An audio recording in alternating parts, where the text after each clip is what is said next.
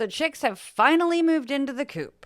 Now they have tons of space and they can stop putting dust all over our basement. What are they going to do with this space? They're going to poop on it.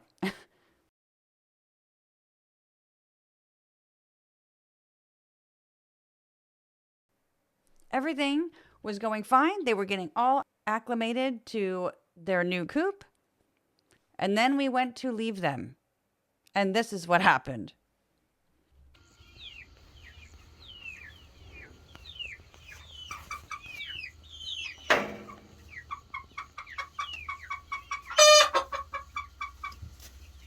Honking and lots of crybaby chirps.